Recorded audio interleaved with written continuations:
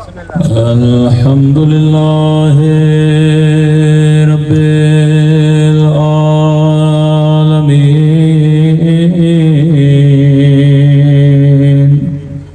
الحمد لله كما هو أهله. الصلاة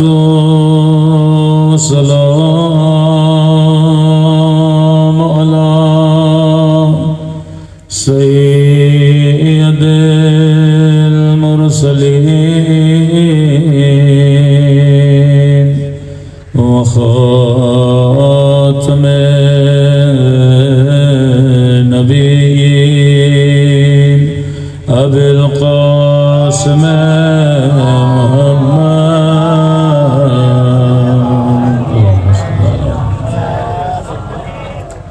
وعلى آله الطيبين الطاهرين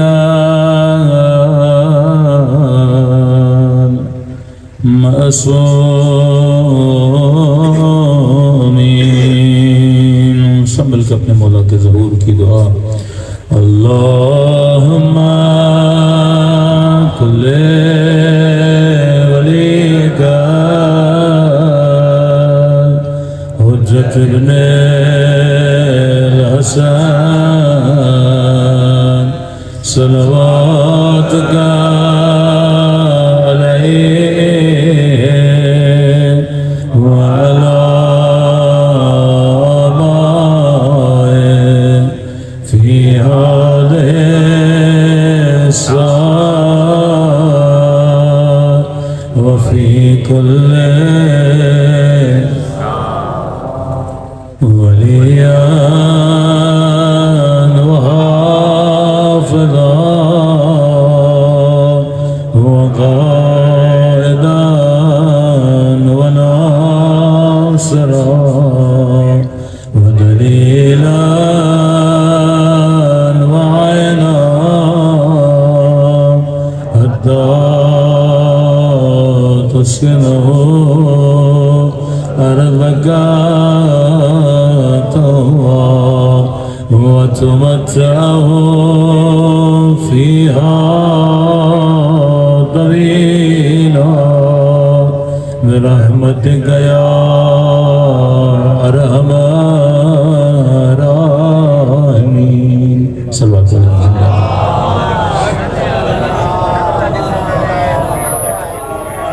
بسم الله الرحمن الرحيم. رب اشرح لي صدري ويسر لي أمري واحلل عقدة من لساني يفقهوا قولي. أما بعد فقد قال نبينا الكريم يوم ندعو كل أناس بإمامهم. صلوات على محمد وعلى محمد.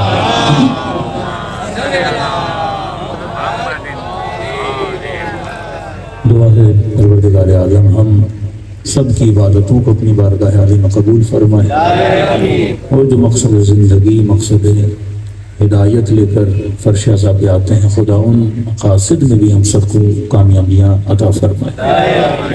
رسول گرامی کا متفق علیہ قول ہے، مطلب شیعہ بھی مانتے ہیں اہل سنت بھی مانتے ہیں کہ فرمایا یوم ندعو کل اناس بامامہم کہ قیامت کے دن ہر انسان کو اس کے امام کے ذریعے سے بلایا جائے گا. قیامت کا میدان عمل ضرور ہے، لیکن جب انسان اٹھایا جائے گا تو خدا پہلا سوال یہ نہیں کرے گا نمازیں کتنی لائے ہو، روزے کتنے لائے ہو، حج کتنے لائے ہو، تراویاں کتنے لائے ہو. پہلا سوال خدا یہ کرے گا امام کون سا ہے. کبھی کہا کہ میری امت میں 73 فرقے 72 گمراہی پہ ہوں گے اور ایک فرقہ جو نجات پر ہوگا. اور آج پاکستان کی کسی بھی گلی میں کسی بھی مسلمان سے پوچھو جناب آپ کون سے فرقے سے ہیں تو ہر بندہ یہی کہتا ہے میں ہی حق پر ہوں. یہ الارمنگ سچویشن ہے. نبی کہیں اتنے فرقے بنیں گے اور 72 گمراہی پر ہوں گے، ایک فرقہ نجات پر ہوگا. پھر فرمایا ہر بندے کو اس کے امام کے ساتھ بلایا جائے گا. اللہ سب سے پہلے یہ دیکھے گا کہ امام حق کا تھا یا باطل کا تھا، امام حق کا تھا یا امام جور تھا. اب کا پہلا سوال امام کون سا ہے؟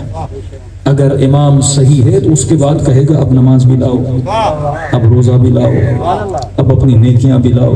لیکن اگر امام جور ہے تو فرمائے سارے اعمال کو انسان کے منہ پہ مارا جائے گا. اس کی خلاصتاً میں نے مثال اس طرح دی تھی کہ اگر مثلا جام شروع میں اعلان ہو کہ یزید آیا ہے، اور کچھ ایسے مسلمان جو عاشق صحابہ بھی ہیں اور تھوڑے زیادہ ایکسٹریم لیول پر چلے جائیں تو شیعہ تو لعنت ہی بھیجیں گے، سیدھی بات ہے. لیکن کچھ ایسے ہوں جو کہیں کہ قبلہ ہم نے صحابی نہیں دیکھا، تو یزید ایک صحابی کی گود میں پلا بڑا ہوا، تو تھوڑی سی آس ہے کہ ان کو دیکھ لیں. ہوتا ہے نا انسان کسی محبوب کو نہیں دیکھتا تو اس کی نشانی کو دیکھ لیتا ہے. تو یہ خاندان تو ہمارا کبھی محبوب رہا ہی نہیں ہے، لیکن ہیں کچھ مسلمان جن کی محبتیں ہیں، تو ہو سکتا ہے وہ جمع ہو جائیں اور اعلان ہو کہ یزید جو ہے وہ نماز پڑھائیں گے. اب کہیں بھائی 1400 سال کے بعد نبی کے صحابی، کاتب وحی کا بیٹا، خال المسلمین کا بیٹا، مسلمانوں کا خالو، اس کا بیٹا آیا ہے، ظاہر صحابی کی گود میں بیٹھا پلا پڑا، تو کہا اس کے پیچھے نماز پڑھ لیتے ہیں اور مجمع لگ جائے یزید نماز پڑھائے، اور آپ ان کی نماز دیکھنے جائیں تو بھئی دیکھیں تو صحیح یزید نماز پڑھاتا کیسے ہے. اور دیکھنے والے کہیں کہ جناب بڑی اچھی نماز پڑھائی، لمبی لمبی سورتیں پڑھی، لمبے لمبے رکوع تھے، لمبے لمبے سجدے تھے، کیا رقت تھی، کیا خضوع تھا، کیا خلوص تھا، کیا گریہ تھا. ایسی نماز ہم نے مسجد میں نہیں دیکھی، ایسی خلوص والی نماز پڑھی. اب سوال یہ ہے، یہ نمازی جب اپنی نمازوں کو خدا کی طرف لے کر جائیں گے، خدا پہلا سوال یہ کرے گا تیرا پیش امام کون تھا؟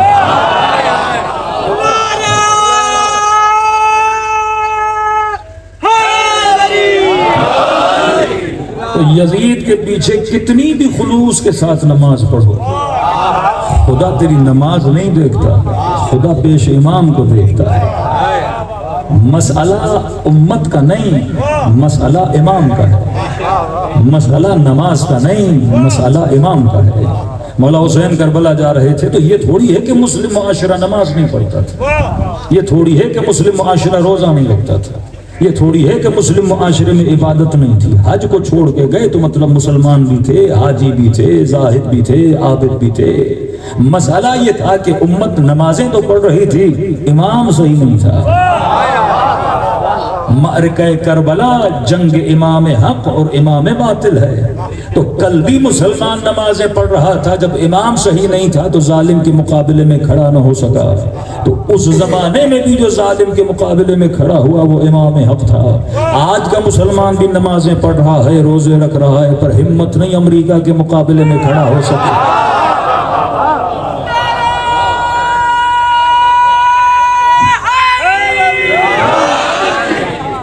کل بھی یزیدیوں کے مقابلے میں حسین کھڑے تھے، اور آج پردہ حق کو خدا نے کھولا. آج بھی اگر کسی کو حق سمجھ میں نہ آئے کہ جناب نماز تو آپ کے پاس بھی ہے، نماز تو ہمارے پاس بھی ہے، روزہ آپ کے پاس بھی ہے، روزہ ہمارے پاس بھی ہے، حج آپ کے پاس بھی ہے، حج ہمارے پاس بھی ہے، عمرہ آپ کے پاس بھی ہے، عمرہ ہمارے پاس بھی ہے، خیر و خیرات آپ بھی کرتے ہو، خیر و خیرات ہم بھی کرتے ہیں. یہ سب کچھ کرنے کے بعد بھی آپ یزید کے مقابلے میں کھڑے نہیں ہو پا رہے کیونکہ آپ کے پاس امام حق نہیں ہے.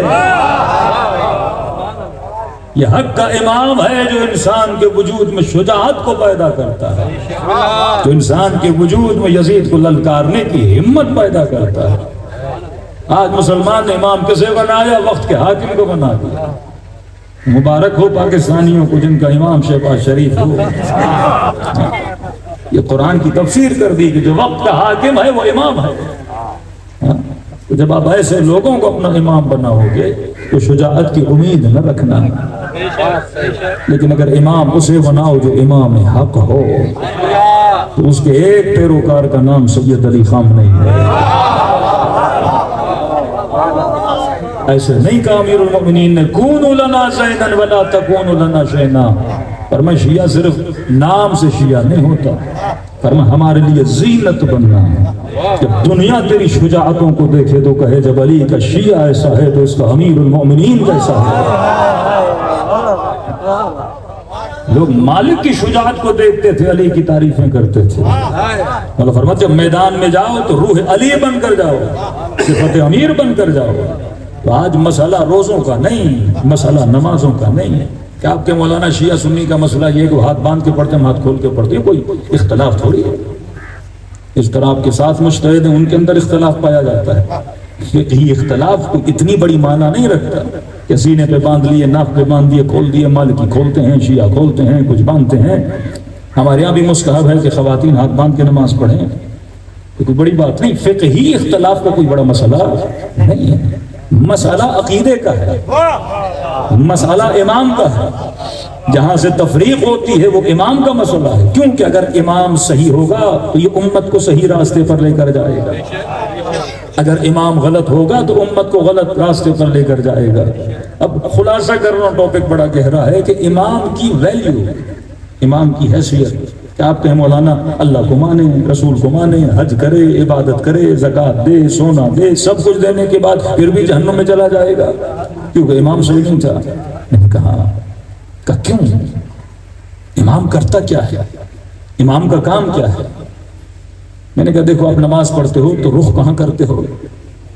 کعبے کی طرف۔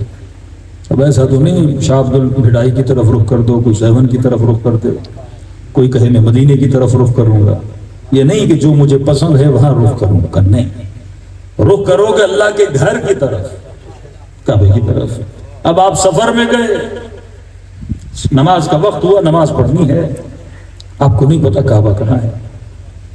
اب ایسا تو نہیں میں جہاں بھی رخ کر کے پڑھوں تو نماز ہو جائے گی، کہ اللہ تو ہر جگہ ہے، میں جہاں رخ کروں گا میری نماز ہو جائے گی۔ تو وہاں پہ کعبے کو ڈھونڈنے کے لیے کچھ کرنا پڑے گا۔ تو پہلے یہ ہوتا تھا ایک چھوٹی سی چیز لوگ لیتے تھے جس کو قبلہ نما بولتے تھے، اس کے اندر کانٹا ہوتا تھا پانی کے اندر، وہ بتاتا تھا کہ قبلہ کہاں ہے۔ ابھی اپڈیٹ زمانہ ہے، آپ نے موبائل لیا اور گوگل پہ لکھا کہ فائنڈ قبلہ، ایک سافٹ ویئر ہے جو آپ کو ڈائریکشن بتاتا ہے۔ یہ جو ڈائریکشن کا کام کرتا ہے اسے امام کہتے ہیں۔ آپ نماز پڑھنا تو چاہتے ہو پر پتہ نہیں کس طرف جاؤں، امام کا کام ہے تجھے طرف بتائے۔ لاکھ نمازی ہو، لاکھ نمازیں پڑھو پر قبلے کا پتہ نہیں تو نمازیں باطل ہیں۔ ایک نے 1000 رکعت نماز پڑھی پر کعبے کی طرف نہیں، کہیں اور طرف پڑھی تو نمازیں باطل، اور دوسرے نے 2 رکعت پڑھی پر کعبے کا پتہ تھا، اس کی نماز صحیح ہے۔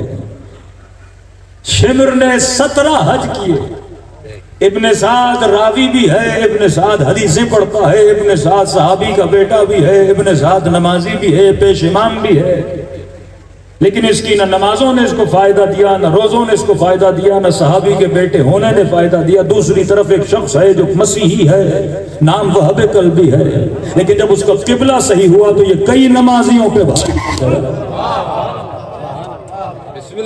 ایک وہاب جس نے پوری زندگی میں نماز نہیں پڑھی، پوری زندگی میں روزہ نہیں رکھا، پوری زندگی میں ایک حج نہیں کیا، لیکن جب حسین نے اس کو ڈائریکشن دے دی، حسین نے اسے حق کا راستہ بتا دیا، تو کئی نمازیوں پہ بھاری پڑ گئے، کئی روزے داروں پہ بھاری پڑ گئے۔ تو فرمایا جو کعبے کا طرف بتائے، نماز نماز نہیں اگر قبلہ کعبہ نہ ہو، نماز وہ ہوتی ہے جس کا قبلہ کعبہ ہو۔ جس طرح نمازوں کا قبلہ کعبہ ہے، اسی طرح ایمان کا قبلہ علی ابن ابی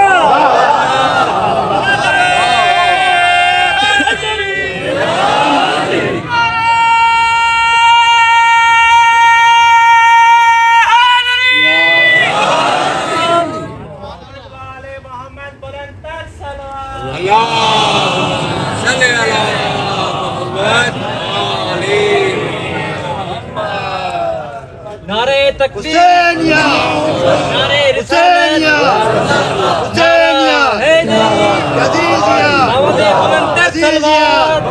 آل بیت اسمران دلانا، بی بی فاطمہ فاطمہ زہرا علیہ السلام بلند تر صلوات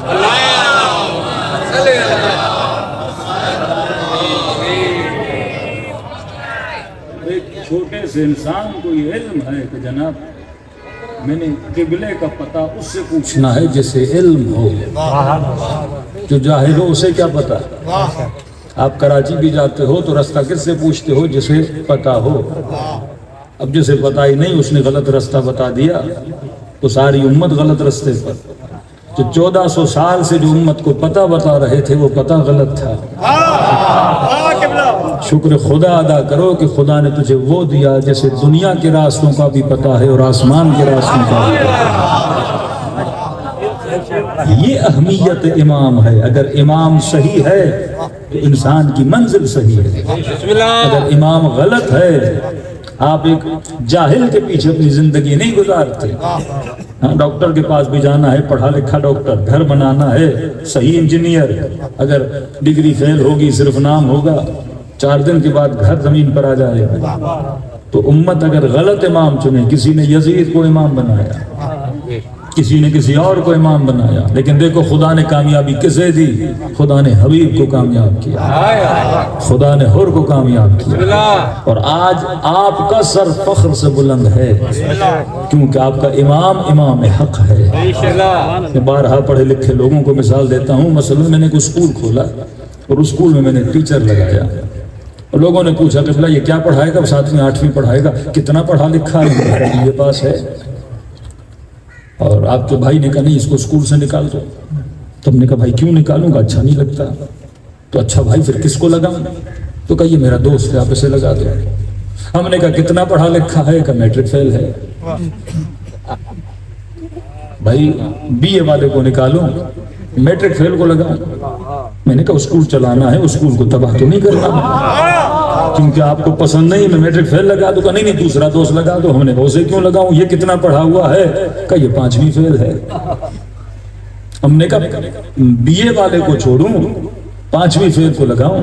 تو جب تم اپنے چھوٹے سے اسکول کے لیے پڑھے لکھے کو نکال کر کسی جاہل کو نہیں لگاتے، میں باب مدینۃ العلم کو چھوڑ کر جاہل کو امام کیسے مانا؟ عقل کا تقاضا ہے۔ نبی کہہ رہے انا مدینۃ العلم وعلی بابھا۔ امام سوچ سمجھ کے چنا جاتا ہے، رہبر سوچ سمجھ کے چنا جاتا ہے۔ الناس علی دین ملوکہم، اگر رہبر برا ہوا تو لوگ برے ہو جاتے ہیں۔ قوم کو چلانے والا رہبر ہوتا ہے۔ تو کہا کہ خدا بھی یہی پوچھے گا کہ تمہارا امام کون ہے۔ فرمایا کہ مدینے میں یا کوفے میں واقعہ، شہر کا نہیں پتا مجھے، ایک واقعہ رونما ہوا اور دائی گئی کسی خاتون کے بچے کو پیدا کرنے۔ اب اتفاق سے ایک گھر میں 2 عورتیں حاملہ، وقت پیدائش قریب، تو دائی نے کہا پہلے اس کا بچہ پیدا کرواؤں تو پھر اس کا بچہ پیدا کرواؤں۔ اتفاق سے دونوں کا ایک ہی وقت میں برتھ ہوا۔ اب بیچاری ہڑا ہڑی میں، اس کا بچہ بھی جننا ہے، اس کا بچہ بھی جننا ہے۔ اس نے دونوں بچوں کو جنا اور دائی نے کپڑے میں لپیٹ کے بچوں کو رکھا۔ اب ماں نے کہا مجھے میرا بچہ، تو یہ بھول گئی کون سا کس کا ہے۔ ایک تھی بیٹی ایک تھا بیٹا، کرے تو کیا کرے؟ تو اندازے سے کہا کہ یہ تمہاری ہے۔ جب بیٹی تھی، پرانا زمانہ جہالت کا زمانہ، اس نے کہا نہیں بیٹی میری نہیں ہے، بیٹا میرا ہے۔ اسے کہا آپ لے لو، اس نے کہا نہیں بیٹی میری۔ اب جھگڑا ہو گیا بیٹے پر۔ اب کریں تو کیا کریں؟ پرانا زمانہ، ڈی این اے ٹیسٹ کا زمانہ بھی تو نہیں ہے نا۔ گئے حاکموں کے پاس، جناب مسئلے کو حل کرواؤ، یہ تو جھگڑا ہو گیا، بیچ میں پھنس گئی۔ اب کون سا حاکم کیا بتائے کون سا بچہ کس کا ہے؟ جن کو دنیاوی مسائل کا نہیں پتا وہ سائنس کے مسائل کو کیا جانے۔ تو بالآخر جب پوچھتے پوچھتے مجبوراً جاتے پھر بھی علی کے دروازے پر تھے، کیونکہ علم کا امام علی تھا، ہدایت کا امام امیر المؤمنین تھا۔ مولا کے پاس یا علی نہیں پتا بچہ کون سا کس کا ہے۔ امام نے فرمایا کہ 2 پیالے لاؤ، دونوں پہ نشانیاں لگاؤ، اور دونوں ماؤں کو کہا کہ ان پیالوں میں اپنا دودھ بھرو۔ جب انہوں نے دودھ بھرا، امیر المومنین 2 پیالے دیے، دونوں کو ترازوؤں پہ رکھا۔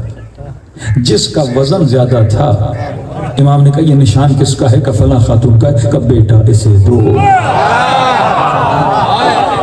پریشان ہو گئے امیر المؤمنین بیٹا اسے کیوں دیں؟ امام نے فرمایا کیونکہ اللہ نے بیٹے کا جو دودھ ہوتا ہے وہ ذرا بھاری ہوتا ہے، کیونکہ یہ بڑا ہوگا، گھر کا وارث بنے گا، ہڈیاں مضبوط ہوں گی، جسم اس کا مضبوط ہے، تو خدا اس کو ویسی غذائیت دیتا ہے، بیٹی کی غذائیت ویسی ہے۔ تو جو کام اس وقت کے لوگ یا آج کے سائنسدان بھی نہ سمجھ سکے، علی ابن ابی طالب بتا رہے ہیں کہ جب امت میں اختلاف ہو تو یاد رکھنا حل اختلاف کا وجود کا نام امیر المؤمنین ہے۔ یہ امام ہے جو انسان کو صحیح اور غلط کا پتہ بتاتا ہے۔ اگر تمہارا امام صحیح ہے تو تمہاری نمازیں بھی قبول ہیں، تمہارے روزے بھی قبول ہیں۔ اگر امام صحیح ہے تو دنیا میں بھی عزت ملتی ہے، آخرت میں بھی عزت ملتی ہے۔ امت گمراہ کیوں ہوئی؟ کیونکہ امت کا امام صحیح نہیں تھا۔ آج مسئلہ ڈائریکشن کا ہے، نمازیں سب پڑھ رہے ہیں، لیکن سوال یہ ہے ہم نے زندگی میں چلنا کس کے راستے پر ہے؟ اب فرمائے کہ ایسا بندوبست تمہارے لیے کر کے جا رہے ہیں جو بندوبست ہدایت ہے۔ 1000 سال کا فاصلہ ہے میرے عزیز غیبت امام میں اور آپ کے درمیان۔ اب سوال یہ ہے امام حسین کے پاس 70 لوگ کوفے والوں نے خط لکھے لیکن حسین کی مدد کے لیے نہیں آئے۔ 7ویں امام کے ہزاروں چاہنے والے لیکن زندان سے نکلوا نہ سکے۔ 11ویں امام اتنے سال عسکریین میں رہے، زیارت کرنے جاتے ہو سمجھو فوجی چھاونیوں میں بند رہے، لیکن شیعہ اپنے اماموں کو آزاد نہ کرا سکے۔ آج ایسا کیا ہوا کہ 1000 سال کا فاصلہ، نہ ہمارے بیچ میں کوئی امام ہے، نہ ہم امام سے مل سکتے ہیں، نہ امام ہماری ہدایت کر رہے ہیں، نہ امام ہمیں راستہ دکھا رہے ہیں، تو پھر بھی شیعہ اتنا کامیاب کیوں ہے کہ 1000 سال کے فاصلے کے بعد 40 مسلم ممالک ہیں، لیکن شجاعت آج کس کے اندر ہے؟ اہل بیت کے چاہنے والوں کے اندر۔ ہر منبر پہ کہہ چکا ہوں کہ کسی بھی مسلمان ملک کا وزیر یا بادشاہ اپنے خواب میں بھی نہیں سوچ سکتا کہ میں امریکہ پر حملہ کروں گا، اپنے خواب میں بھی نہیں سوچ سکتا۔ میں نے کہا یہ لوگ جو خواب نہیں دیکھتے، شیعہ اس کی تعبیر بن کے باہر نکلتا ہے۔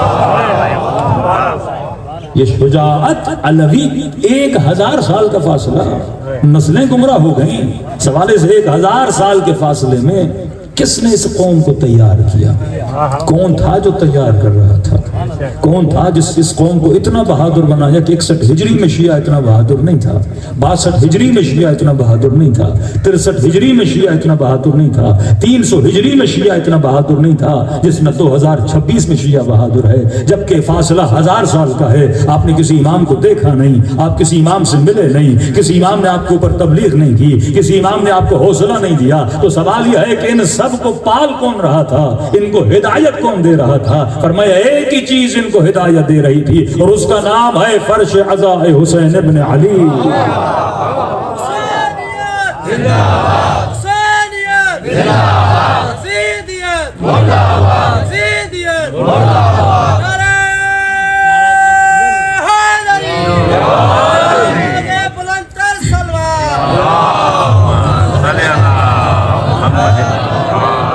ایک ایسا بندوبست کر کے دیا امام حسین نے آپ کو، امام نہیں لیکن امام راستہ آج بھی دکھا رہے ہیں کہ آپ کو سب سے پہلے فرش عزا پہ 1000 سال سے شیعہ فرش عزا بچھاتے ہیں، اور یہ فرش عزا ہے جو نسلوں کو بہادر بناتا ہے۔ یہ فرش عزا ہے جو کسی شیعہ کا دل پتھر ہونے نہیں دیتا ہے۔ یہ فرش عزا ہے جو آپ کے دل میں درد کو پیدا کرتا ہے۔ اگر فرش عزا نہ ہوتا آج ہمارا حال وہی ہوتا جو امت کا حال ہے۔ اور کتنا وسیع فرش عزا، دنیا کا کوئی ملک نہیں چھوڑا، دنیا کا کوئی شہر نہیں چھوڑا۔ امریکہ چلے جاؤ تو وہاں بھی فرش عزا ہے، کینیڈا چلے جاؤ تو وہاں بھی فرش عزا ہے، آسٹریلیا UK چلے جاؤ تو وہاں بھی فرش عزا ہے۔ یورپ کا کوئی ملک ایسا نہیں جہاں فرش عزا نہ بچھایا جاتا ہو۔ تو جہاں جہاں حسینی ہے وہاں وہاں حسین کا فرش عزا ہے۔ تو 1000 سال سے جو ہماری نسلوں کو تربیت دے رہا ہے وہ فرش عزا حسین ابن علی دے رہا ہے۔ کتنا پروپیگنڈا اہل بیت کے چاہنے والوں کے خلاف کیا۔ میں کل یہ کلپ سن رہا تھا کسی بدبخت کا، جنہوں نے بڑی فرقواریت پاکستان میں پھیلائی، اہل سنت کو شیعوں کا دشمن بنانے کی بڑی کوششیں کی۔ ہمیشہ کہتے رہے کہ بھائی اسرائیل اور شیعوں کا گٹھ جوڑ ہے، ہمیشہ کہ بھائی اسرائیل کبھی ایران پر حملہ نہیں کرے گا، ایران کبھی اسرائیل پہ حملہ، یہ ڈرامے بازیاں ہیں دونوں کی۔ جب مسلمانوں کو پاگل بناتے ہیں کہ ہم ایک دوسرے کے دشمن ہیں، اور اس کی تقریر کا کلپ آج بھی موجود ہے، جنہوں نے وہ تنظیم بنائی جس نے پاکستان کے اہل بیت نام دیکھ کے ڈاکٹروں کو مارا، نام دیکھ کے انجینئروں کو قتل کیا، نام دیکھ کر بسوں سے اتار کے مارا، پیٹھ پہ زنجیر کے نشانوں کو دیکھ کر قتل کیا، اس قدر قتل عام کیا۔ اور اس بدبخت نے یہ جملہ کہا تھا، جس دن اسرائیل ایران پر حملہ کرے میری قبر پہ آ کر پیشاب کرنا۔ یہ کام تو شیعہ نہیں کرتے، لیکن اس کے پیروکار تو اس کی وصیت پہ عمل کریں۔ تو برملا چیلنج کیا تھا، چیخ چیلنج کر رہا تھا کہ یہ کبھی ایسا کام نہیں ہوگا، لیکن کہا نا جاء الحق وزہق الباطل ان الباطل کان زہوقا، کہ ایک دن حق کیا ہو جاتا ہے، ظاہر ہو جاتا ہے اور باطل چلا جاتا ہے۔ تو ہر زمانے میں جو حق کے علم کو اٹھانے کی ذمہ داری خدا نے جسے دی ہے وہ اہل بیت کے چاہنے والے ہیں۔ اسی پاکستان میں بڑے بڑے پوڈ کاسٹ کرنے والے، بڑے بڑے پولیٹیکل سائنس کی ڈگریاں لینے والے کہتے تھے بھائی حدیث میں ہے نا کہ امام زمانہ کے ظہور سے پہلے لشکر خراسانی اٹھے گا، تو کہا نا یہ لوگوں کو کنفیوز کرنے کے لیے جو امام باطل ہے اس کی پالیسی یہ ہوتی ہے، وہ ایک مٹھی حق کی اٹھاتا ہے، ایک مٹھی باطل کی اٹھاتا ہے اور دونوں کو مکس کرتا ہے۔ جب مکس ہو جاتا ہے تو انسان پریشان ہو جاتا ہے کہ حق کیا ہے، باطل کیا ہے۔ تو کہا لشکر خراسان امام زمانہ کے ظہور سے پہلے یہ لشکر خراسان ظلم و ظالم اور کافر کے مقابلے میں کھڑا ہو جائے گا، اور اس کی توصیف جو رسول خدا نے کی ہے کہ ایسے مومن جو دنیا نے نہیں دیکھے ہوں گے، اشداء علی الکفار رحماء بینہم، جب وہ کافروں کے مقابلے میں جائیں گے تو ان سے بڑا کوئی شدید نہیں ہوگا۔ فرمایا سکے کے دو رخ، ایک رخ میں شدت، جب کفر کے مقابلے میں جائیں گے تو ان سے بڑا کوئی شدید نہیں ہوگا، لیکن فرمایا جب آپس میں بیٹھیں گے تو ان سے بڑا کوئی رحم دل نہیں ہوگا۔ آج جا کے صفات دیکھو خدا نے کس کے اندر یہ صفات رکھی ہیں۔ تو ہمیشہ کہا لشکر خراسان سے مراد، کیونکہ خراسان میں افغانستان اور مشہد کا علاقہ سارا شامل ہوتا ہے، تو کہا خراسان سے مراد یہی افغانستان ہے۔ آدھی امت کو کہا یہ جو طالبان ہیں یہ لشکر خراسان ہے، لیکن آج دنیا نے دیکھا وہ کون سا سید خراسانی تھا جو امریکہ کے مقابلے میں کھڑا تھا، کسے خدا نے اتنی عظیم شہادت عطا کی کہ آج مسلمان تو دور پورے دنیا میں اتنا بڑا جنازہ کسی نے نہیں دیکھا۔ جو حسین سے محبت کرے خدا اسے محبوب قلوب بشر بنا دیتا ہے۔ یہ آہستہ آہستہ پردے ہٹتے جا رہے ہیں۔ احادیث و روایات سے خدا کیا ہٹا رہا ہے؟ پردے ہٹا رہا ہے کہ دیکھو کون ہیں جو حق کے راستے پہ چلنے والے ہیں۔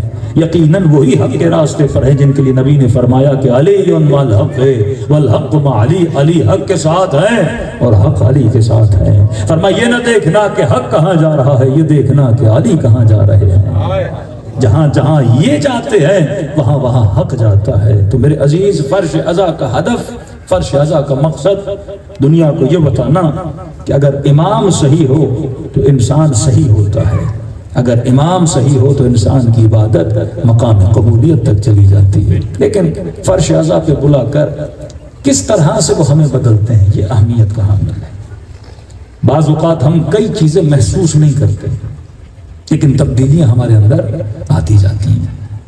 ایک انسان جب برے ماحول میں جاتا ہے نا تو برا بن جاتا ہے، اچھے ماحول میں آتا ہے اچھا بن جاتا ہے۔ اب امریکہ سے کسی انگریز کے بچے کو لاؤ، جام شوروں میں کسی اہل بیت کے چاہنے والے کے گھر میں بڑا کرو، یہ بڑا ہو کے کیا بنے گا؟ ماتمی بنے گا، عزادار بنے گا، مجلسی بنے گا۔ اور یہاں کسی مومن کے بچے کو اٹھاؤ اور امریکہ لے جاؤ، وہ کیا بنے گا؟ بے دین بنے گا۔ یہ گود ہے جو انسان کو بناتی ہے۔ اگر گود اچھی ہے تو بچے اکبر بن کے جوان ہوتے ہیں، اور گودوں میں اثر نہیں تو بچے یزید بن کے بڑے ہوتے ہیں۔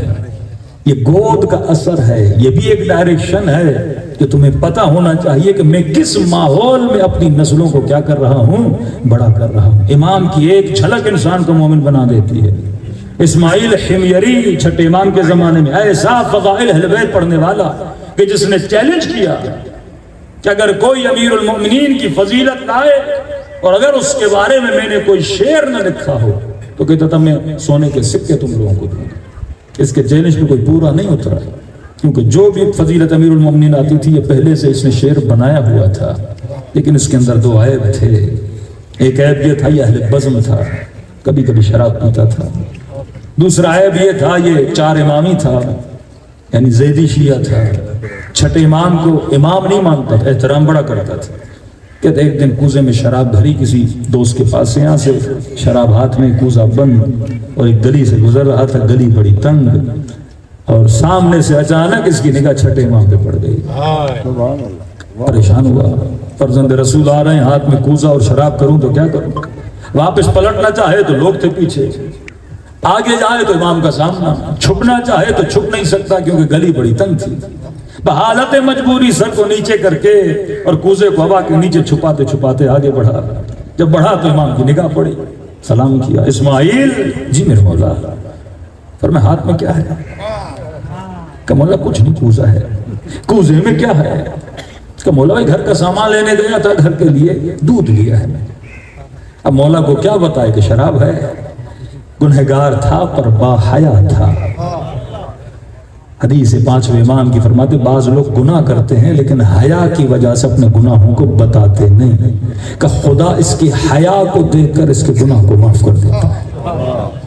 لیکن بے حیا بندے کے گناہ کو خدا معاف نہیں کرتا، جو کرے بھی اور لوگوں کو بتائے گا.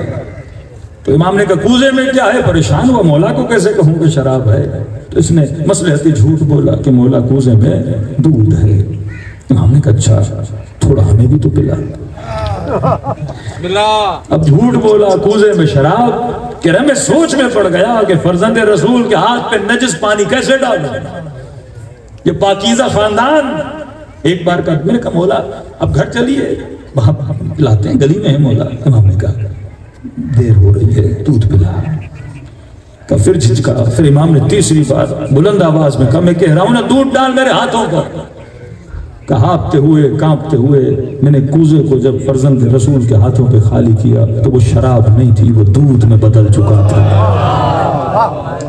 کہ جیسے دودھ کو دیکھا تو حیرت میں پڑ گیا، اور جب حیرت میں پڑا تو مولا نے مجھ سے سوال کیا اسماعیل حمیری بتا تمہارا امام کون ہے؟ تو میں نے سر جھکا کے کہا کہ میرا امام وہ ہے جو شراب کو دودھ میں بدل دیتا ہے.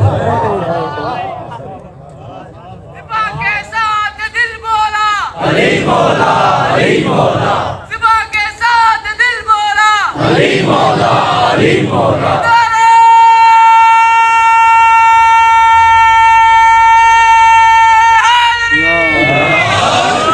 یہ کمال امام ہے جو نجس کو طہارت میں بدل دیتے ہیں. یہ کمال امام ہے جو گنہگار کو حر بنا دیتے ہیں. یہ کمال امام ہے جو زہیر ابن قین کو شہید کربلا بنا دیتے ہیں. یہ کمال امام ہے جو وہب قلبی کو شہید کربلا بنا دیتے ہیں.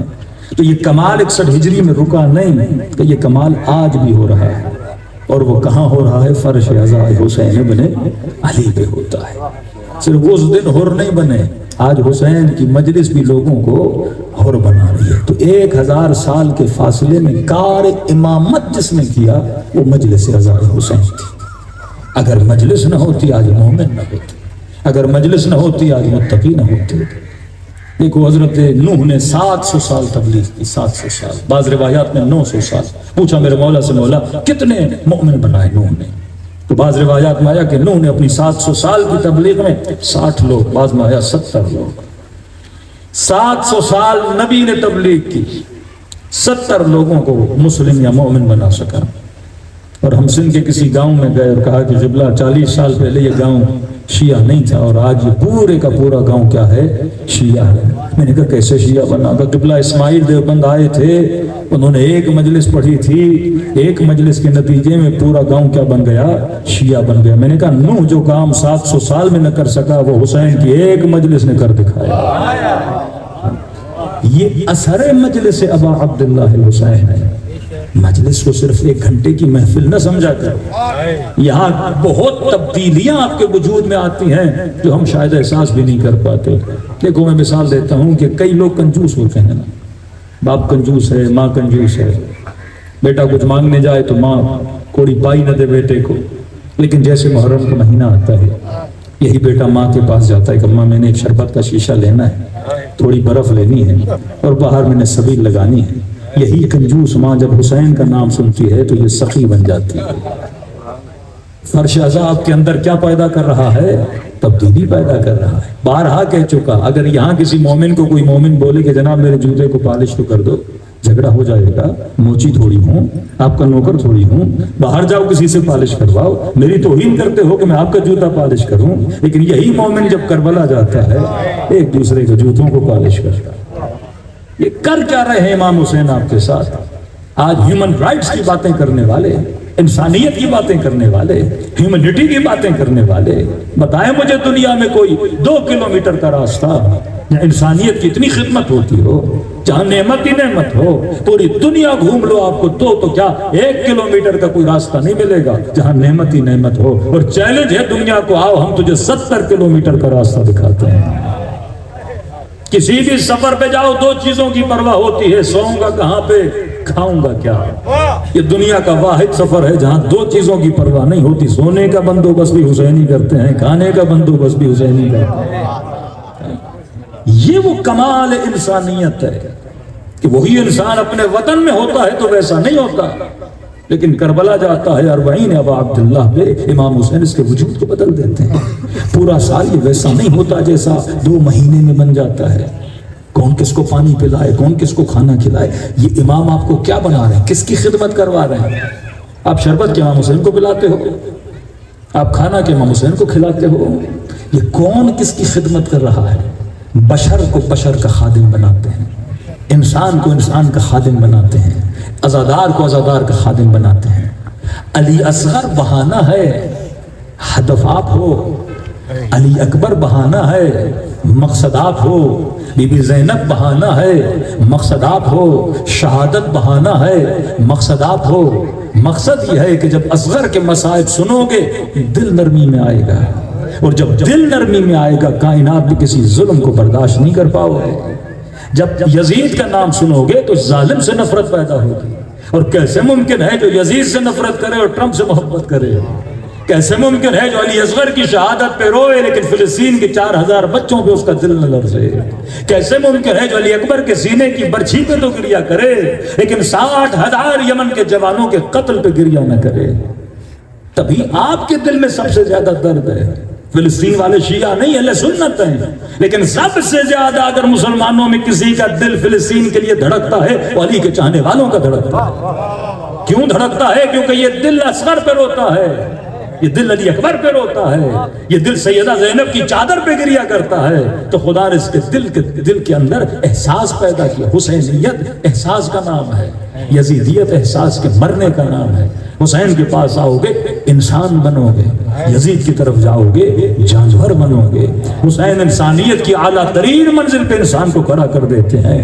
تبھی فرمایا کہ اکرمنی بمعرفتکم ومعرفت اولیائکم، فرمایا شیعو خبردار، صرف یہ نہیں کہ حسین کو مانتے ہو اور سمجھو کہ میں نے ایمان کو کامل کر دیا کیونکہ میں علی کا ماننے والا ہوں، میں 12 کا ماننے والا ہوں، مجلس کرانے والا ہوں، ماتم کرانے والا ہوں، زیارت پہ جانے والا ہوں۔ فرمایا نہیں، ایمان کامل ہی نہیں ہوتا۔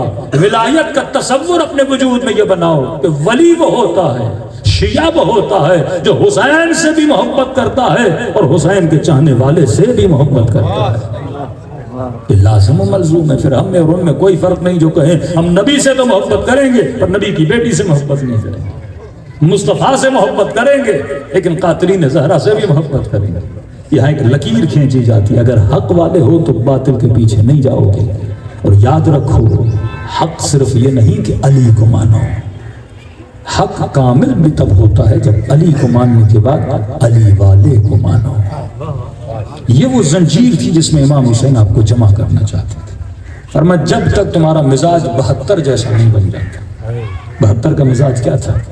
کربلا میں عباس بھی بہادر، کربلا میں اکبر بھی بہادر، کربلا میں 14 سال کا قاسم بھی بہادر، اور کربلا میں 6 مہینے کا علی اصغر بھی بہادر ہے۔ مطلب جب تک ایک صفت میں جڑ نہیں جاتے تب تک امام زمانہ کا ظہور نہیں ہوگا۔ مولا یہ نہیں چاہتے کہ مجلس ہوئی 4 مومن نمازی بنے، 4 مومن بہادر بنے کہ بس کام پورا ہو گیا کا نہیں۔ ہم چاہتے ہیں کہ امت بنو، ہم چاہتے ہیں کہ نیشن بنو، ہم چاہتے ہیں کہ قوم بنو۔ عاشورہ کا جلوس نکالتے ہو، علم کیوں اٹھاتے ہو؟ پچھلے زمانے میں جو جنگ پہ جاتے تھے وہ لشکر علم اٹھایا کرتے تھے، آپ بھی علم اٹھاتے ہو، ایک لشکر کی صورت میں باہر نکلتے ہو۔ ہر قوم کی پہچان اس کا جھنڈا ہوتا ہے۔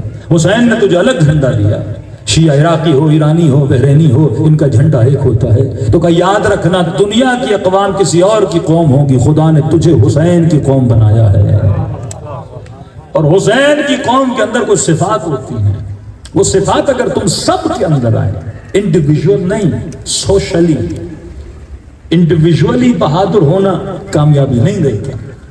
کوفے میں آ جاؤ مسلم بہادر، 4000 کا لشکر پیچھے سارا ڈرپوک۔ کربلا میں آؤ حبیب بہادر ہیں لیکن خط لکھنے والے بزدل ہیں۔ امیر المومنین جیتی ہوئی جنگ صفین ہاتھ سے نکل جاتی ہے کیونکہ سارے کے سارے بہادر نہیں ہیں۔ جب پوری قوم بہادر ہو جائے گی تب فرما امام کا ظہور ہوگا، اور فرش عزب بچھایا اسی لیے جاتا ہے تاکہ تم سب ایک صفت اور ایک رنگ میں کیا ہو جاؤ، ڈھل جاؤ۔ اس کا فلسفہ یہ ہے، جب عاشور کا جلوس نکلتا ہے تو سارے شیعہ کالا لباس پہنتے ہیں، مطلب وہ چاہتے ہیں جس طرح ایک فوج کے اندر فوجیوں کا لباس ایک ہوتا ہے، تم سپاہی اور فوجی ہو امام زمانہ کے، تمہارا لباس بھی کیا ہونا چاہیے، ایک ہونا چاہیے، کیونکہ ہم تم سب کو ایک رنگ میں دیکھنا چاہتے ہیں۔ جب لباس کا رنگ ایک ہے تو صفات کا رنگ بھی ایک ہونا چاہیے۔ یہ نہیں کہ یہ شیعہ سخی ہے اور دوسرا سخی نہیں ہے، یہ بہادر ہے دوسرا بہادر نہیں ہے، کہ نہیں، جب سب کے سب بہادر بنو گے، سب کے سب سخی بنو گے۔ دیکھو ایک کا بہادر ہونا کمال نہیں ہے کہ علی بہادر ہو، مالک بہادر ہو لیکن کوفے والے بزدل ہوں، امام رضا بہادر ہوں لیکن امام کے چاہنے والے بہادر نہ ہوں، یہ کمال نہیں ہے۔ کمال خمینی کیا تھا؟ اگر خمینی بہادر ہوتا، قوم بہادر نہ ہوتی تو کمال نہیں تھا۔ سید علی خامنئی بہادر ہوتے، قوم بہادر نہ ہوتی تو کمال نہیں تھا۔ سید کا کمال یہ تھا کہ وہ خود بھی بہادر تھے اور اپنی قوم کو بھی بہادر بنا دیا۔ حسن نصر اللہ خود بھی بہادر تھے، قوم کو بھی بہادر بنایا۔ جب قومیں بہادر ہو جاتی ہیں تو دنیا کی کوئی طاقت آپ کو ہرا نہیں سکتی۔ بربعین کے دن قریب ہے نا، کربلا میں 22 ملین لوگ چلتے ہیں حسین کی طرف۔ مولا کیا بناتے ہیں؟ قوم بناتے ہیں۔ قوم کیسے بنتے ہیں؟ سب کے علم ایک ہوتے ہیں، سب کے نعرے ایک ہوتے ہیں، سب ایک ہی صفات میں ڈھل جاتے ہیں۔ کوئی کسی کو پانی پلا رہا ہے، کوئی کسی کو کھانا کھلا رہا ہے، کوئی کسی کے پاؤں دبا رہا ہے۔ اتنا ایثار کا جذبہ، اتنی سخاوت کا جذبہ، گھروں کے دروازوں کو کھول دیا۔ جسے سونا ہے آ کر سو جائے، جسے کپڑے دھلوانے ہم فری میں دھو کر دیتے ہیں۔ امام کیا بنا رہے ہیں؟ کربلائی مزاج بنا رہے ہیں کہ جب ایک دوسرے کے لیے اتنا احساس آ جائے کہ اس کا بچہ مرے تو اس کا نہیں، سمجھو تیرا بچہ ہے۔ کسی نے امام کو کہا کہ مولا ہم اپنے گھر میں آپ کو دعوت دینا چاہتے ہیں، اور مولا آپ دور ہیں، دل کرتا ہے یہ ثواب کمائیں۔ امام نے فرمایا رتی برابر فرق نہیں، اگر تم مجھ امام کو دعوت دینا چاہتا ہے تو فرما اپنے گھر میں کسی میرے چاہنے والے کو کھانا کھلاؤ، یہ بالکل ایسے ہے جیسے تو نے حسین کو کھانا کھلایا ہے۔ یہ جو سبیل پلاتے ہو نا، یہ تصور کرو یہ اسے نہیں پلا رہے، یہ ثواب عین ہے جیسے تم اپنے امام حسین کو پانی پلا رہے۔ کیوں فرمایا شیعو جب ٹھنڈا پانی پیو تو میری سکینہ کو سلام کرو، تو تب تو میری بچی کو پانی پلا رہا ہے۔ تم ہماری بچی ہوئی مٹی سے خلقو من طینتنا، ہماری بچی ہوئی مٹی سے آپ کو بنایا گیا ہے، تبھی آپ کی قیمت ہے۔ جب آپ کے ساتھ نام حسین لگتا ہے تو آپ کی ارزش ہے، آپ کی قیمت ہے۔ آنسو کیا ہے؟ نمکین پانی۔ اتنی قیمت ہو جاتی ہے کہ چھٹے امام فرماتا ابھی تو رویا نہیں، رونا چاہتا ہے، تم سب کے سروں کے پیچھے میری دادی زہرا تمہارے آنسوؤں کو جمع کرنے کے لیے آ جاتی۔ اتنی قیمت ہو جائے کہ جب پیدل چل کے حسین کی زری کی طرف جاتا ہے تو تمہارے قدموں کی خاک سے ملائکہ اپنے پروں کو مس کرتے ہیں۔ خود کو کم نہ سمجھو، قیمتی ترین وجود ہو، اصطفیٰ اللہ کی چنی ہوئی قوم ہو۔ ہر بندہ نہ فرش عزا پہ آتا ہے، نہ ہر بندہ حسینی بنتا ہے، نہ ہر بندے کے دل میں خدا علی اور آل علی کی محبت کو ڈالتا ہے۔ یہ وہ رونق ہے۔ فرمایا جو اس کشتی پہ سوار ہوا وہ بچ گیا۔ راغا ششتری کہتے ہیں جب حسین کی مجلس میں آتی تصور کر کے بیٹھو کہ کشتی حسین میں سوار، ایک طرف نور اور احساس، دوسری طرف ظلمت اور سنگ دلی، پتھر دلی۔ واقعہ نقل ہے وقت مصیبت کے لیے۔ فرمایا جب مولا حسین چلے مکے سے کربلا کی طرف، کوفے سے پہلے امام حسین نے فرمایا بعض سارے مشکیزوں میں پانی بھرو۔ غازی کہتے ہیں آگے پانی تھا، اتنا پانی امام حسین نے بھروایا میری سمجھ میں نہیں آیا۔ کئی گھنٹے آگے سفر کیا تو میں نے کہا مولا لگتا ہے کوفہ آ گیا۔ امام صاحب غور سے دیکھو، عباس کوفہ نہیں ہے، کہ جب غور سے دیکھا واقعی کوفہ نہیں تھا، یہ ہر کا لشکر تھا، بڑا لشکر جو شاید آقا حسین کو روکنے کے لیے آ رہا تھا۔ کہ جیسے لشکر پہنچا تو یہ لشکری اتنے پیاسے تھے، کوئی اور بات کی نہیں، کہ بس ہمیں پانی چاہیے، کہیں ہم پیاس کی وجہ سے مر نہ جائیں۔ اس وقت امام نے فرمایا کہ بعد جتنے مشکیزیں بھرے تھے سب کو پلاؤ۔ احساس اور نور کو دیکھو، جو اپنے قاتل کے لیے پانی بھرے، جو دشمنوں کے لیے پانی بھرے۔ غازی کہتے ہیں مجھے اس وقت سمجھ آیا کہ امام نے پانی اپنے لیے نہیں بلکہ لشکر والوں کے لیے بھروایا تھا، کہ سب کو پانی دیا۔ پھر کہا کہ عباس ان کے گھوڑے بھی پیاسے ہیں، کا پانی لے کر ان گھوڑوں کے پاس گیا۔ ایک گھوڑا جب پانی پی رہا تھا، پھر امام حسین نے میرے کاندھے پہ ہاتھ رکھا، عباس گھوڑے کی فطرت ہے، جب یہ پانی میں منہ ڈالتا ہے تب تک نہیں نکالتا جب تک سیراب نہ ہو جائے، کہ جب تک یہ سیر نہ ہو جائے نا عباس کو پانی اس کے منہ سے ہٹانا۔ احساس دیکھو، جانور کا بھی احساس، انسان کا بھی احساس، کہ جب سب پی رہے تھے تو دور سے ایک بندہ اونٹ پہ سوار تھا لشکر ہور کا، لیکن شدت پیاس کی وجہ سے کبھی اونٹ دائیں جاتا تھا کبھی بائیں جاتا تھا۔ امام حسین گھوڑے پہ سوار ہوئے، دوڑے دوڑے گئے کہ یا اخو العرب، اے عرب بھائی جلدی نیچے بیٹھ، کہیں نیچے گر نہ جائے شدت پیاس۔ کیسے سنائی نہیں دیا؟ میرے آقا حسین نے اونٹ کی مہار کو پکڑا، اونٹ کو نیچے بٹھایا، اسے کہا نیچے آپ، پھر سنائی نہیں دیا۔ پھر امام حسین نے اسے نیچے اتارا، اس کی زرہ کو اتارا، اس کے منہ پہ پانی کو چھڑکا تاکہ شدت گرمی سے کہیں نڈھال نہ ہو جائے۔ کہ اتنی پیاس سی بار بار کہتا تھا اللہ تش اللہ تش، مجھے تھوڑا سا پانی پلا دیجیے۔ کہ پھر آقا حسین نے اپنے ہاتھوں سے اس کا سر میرے آقا کے گھٹنے پر تھا اور حسین نے پانی پلایا۔ شدت احساس و شدت انسانیت اور کمال۔ دوسری طرف فرماتے ہیں کہ جب جناب مختار نے قاتلوں کو پکڑا، دربار میں کھڑا کیا، ایک ایک ظالم سے پوچھا کہ بتا تو نے کون سا ظلم کیا تھا۔ اب ظلمت کو دیکھنا، کسی نے کہا مختار میں نے خیموں کو لوٹا، کسی نے کہا مختار میں نے بچیوں کے کانوں سے در چھینے، کسی نے کہا مختار ہم نے تازیانے مارے، ایک لئی نے کہا مختار میں نے حسین کے بدن پہ گھوڑے دوڑائے۔ یہ ظلم بتاتے گئے، آخر میں کھڑا تھا جس کا سر جھکا ہوا تھا۔ مختار نے کہا لئی تو نے کیا کیا؟ کہ نہ پوچھ، مجھے خود اپنے کیے پہ شرم آ رہی ہے، اور بتاؤں گا تو مار دو گے، کہ ماروں گا تمہیں ویسے ہی، بتا کے مرو گے تو شیعوں کو پتا تو چلے کیا کیا ظلم ہوا ہمارے آقا حسین کے ساتھ۔ کہ مختار میں دیر سے پہنچا، خیمے لٹ چکے، بالیاں لٹ چکی، چادریں لٹ چکی، آخر میں حسین کے بدن پہ پہنچا۔ میں نے کہا کوئی چیز تو لوٹوں کہ ابن زیاد کو دکھاؤں تاکہ مجھے انعام ملے۔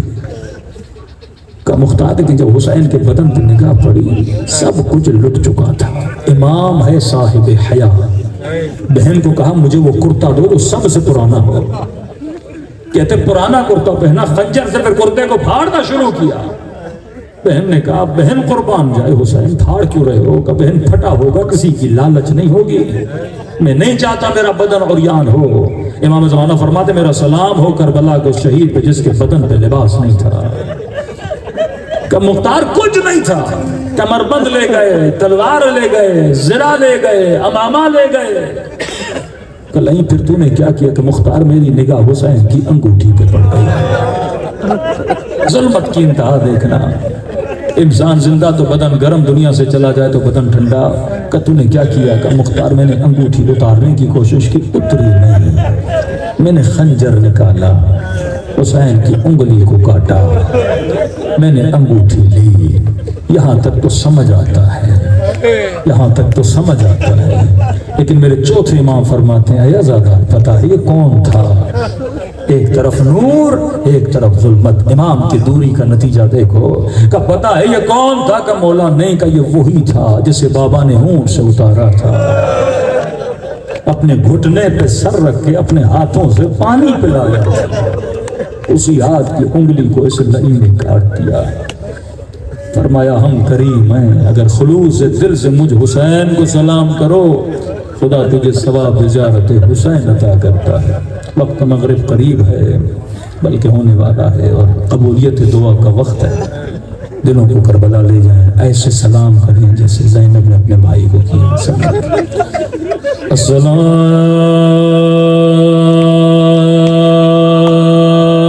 علی الحسین وعلى آل ابن الحسين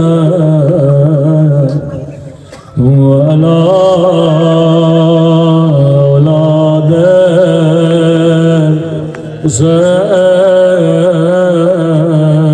الحسين وعلى أصحاب الحسين سب مل کر السلام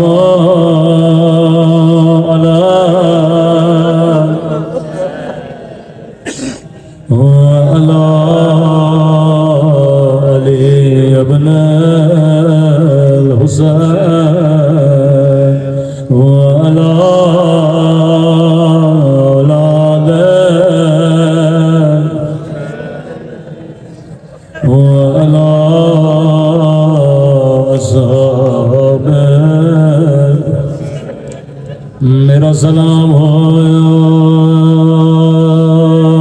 ان زخمی ہونٹوں پہ، یہ سلام میرے سلام نہیں، فرزند زہرا امام زمانہ کے سلام ہے۔ مجھے نہیں پتا یہ علی اکبر کے ہونٹ ہیں، مجھے نہیں پتا یہ عباس علمدار کے ہونٹ ہیں، لیکن جواب میرے مولا نے خود دیا، فرمایا میرا سلام ان زخمی ہونٹوں پہ، وہ جن پہ ظالم چھڑے مارا تھا، یہ وہی ہونٹ ہے جنہیں نبی بوسہ دیا کرتے تھے، جنہیں ذرا چوما کرتے تھے۔ اللہ جانے بی بی زینب پہ کیا گزرے، اللہ جانے 4 سالہ بچے پہ کیا گزرے۔ کسی نے میرے چوتھے امام سے سوال کیا، مولا اتنے بچے تھے کربلا، لیکن سکینہ شام کے زندان میں بابا بابا کر کے کیوں چلے گئے؟ فرمایا کبھی نہ سوچنا ہماری بچیاں تمہارے بچوں کی طرح، کبھی نہ سوچنا یہ بچی صابر نہیں تھی، اگر سکینہ نے مرنا ہوتا تب مر جاتی، جب بابا کا کٹا سر دیکھا، اگر بچی نے مرنا تھا مر جاتے، جب کانوں سے در چھینے، اگر بچی نے جانا ہوتا چلی جاتے، جب پھپھیوں کے سروں سے چادر چھینے۔ فرمایا ایک منظر نے سکینہ کو بیمار کر دیا، مولا کون سا منظر؟ رو کے کہتے تھے شام اور شرابی کا دروازہ۔ مولا شام میں ایسا کیا ہوا کہ دوڑی دوڑی میرے سینے سے لپٹ گئی، کہنے لگی بھیا سجاد اسیری کا سنا تھا، تماچوں کا سنا تھا، لیکن بابا نے یہ تو نہیں کہا تھا ہمیں کنیزی میں مانگا جائے گا، لیکن کہا اس منظر نے بھی میری بچی کو بیمار نہ کیا۔ تصور کر کے رونا، 4 سالہ بچی، قد کتنا تھا، اسیروں کے بیچ میں کھڑی تھی، اتنے نے آواز سنی حسین کا سر کشت میں آیا ہے، جو بابا کو دیکھنے کے لیے ترس گئے، کہنے لگی قیدی بیویوں تھوڑی جگہ دو میں بابا کو دیکھوں، تھوڑی سی جگہ ملے، نگاہ بابا کے سر پہ پڑے، بچی نے کیا دیکھا؟ نہیں شراب پی رہا تھا، بچی ہوئی شراب تشت میں پھینک رہا تھا، ہاتھ میں چھڑی تھی، حسین کے ہونٹوں پہ مارتا تھا، یہاں بچی کی فریاد بلند ہوئی، نمار میرا غریب بابا، وہ میرا 3 دن کا پیاسا بابا۔ فرمایا اس منظر نے بچی کو بیمار کر دیا، اب زندان شام میں بیٹھتی تھی، دیواروں کا سہارا لیتی تھی، بس روتی تھی، ایک جملہ کہتی تھی، میرے بابا نے کیا بگاڑا تھا، میرے بابا کے ہونٹوں پہ چھڑی کیوں مارتا تھا۔ مولا فرماتے اتنے میں حسین بابا کا ذرا سب سے پہلے میں نے سکینہ کو دیا، شاید بچی کو تسکین مل جائے، سر کو گودی میں لیا، بڑی حسرت سے بابا کو دیکھنے لگی، کبھی کہنے لگی بابا کس نے تیرے ہونٹوں کو زخمی کیا، کس نے تیری پیشانی پہ پتھر مارا، کبھی سینے سے لگاتی تھی۔ میرے مولا فرماتے ہیں ایک جملہ کہا، بچی کی روح برباد کر گئے، کہنے لگی بابا بابا بابا تیری آنکھیں بند کیوں ہیں، کیا سکینہ سے ناراض ہو، ذرا آنکھیں کھولو، ذرا میرے سفید بالوں کو دیکھو، میں تاریخ کی واحد بچی ہوں جس کی کمر بچپن میں جھک گئے، ایک جملہ کہا روح نکل گئی، کہنے لگی بابا آنکھیں کھولو، ذرا میرے رخسار دیکھو، وہ تیری بچی کا رخسار چھوٹا تھا لیکن شمر کا ہاتھ بڑا تھا، اتنے دماجے مارے میری رنگتیں بدل گئے۔ مولا فرماتے بڑی دیر گزر گئی، اب رونے کی آواز نہیں آئی، آگے بڑھا سکینہ بابا کا سر دو، میں بھی سینے سے لگاؤں، یہاں بابا کا سر لینا تھا، ایک مرتبہ گردن ڈھلی، مولا نے بچی کو سینے سے لگایا، رو کر کہا انا للہ و انا الیہ رضا بقضائه وتسليما لأمره ألا لعنة الله على القوم الظالمين۔ پروردگار آیا تجھے سکینہ کے زخمی کانوں کا باز، تجھے حسین مولا کی زخمی پیشانی کا باز، تجھے زین العابدین کے ہاتھوں میں بندھی ہوئی ہتھکڑیوں کا باز، ہم سب کے صغیرہ کبیرہ گناہ معاف فرما، ہمارے والدین کے گناہوں کو معاف فرما، بانیان مجلس کی توفیقات میں اضافہ فرما، جو بے اولاد ہیں انہیں اولاد نیک و صالح عطا فرما، جو تنگ دست ہیں خدایا ان کی تنگ دستیوں کو دور فرما، حق امام حسین ہمارے مولا اور آقا امام زمانہ کا ظہور فرما، پروردگارا بحق محمد و آل محمد مومنہ حرامین علوی شدید دلیل خدا ان کو شفاء کاملہ عاجلہ نصیب فرما، دشمنان شیعہ دشمنان اسلام کو نیست و نابود فرما، بالخص امریکہ اور اسرائیل کے شر سے مسلمانوں کو محفوظ فرما، مجاہدین اسلام کو کامیابی عطا فرما، انقلاب اسلامی کی حفاظت فرما، مملکت خدا داد کی حفاظت عطا فرما، خدایا جو مانگا نہیں مانگا اپنے خزانے قدرت سے عطا فرما، جتنے فرش پہ حاضر ہیں سب کے گھروں پر اپنی رحمت و برکتوں کو نازل فرما، مومنین کے جان مال ناموس اور عزت کی حفاظت فرما، ربنا تقبل منا انک انت السمیع العلیم۔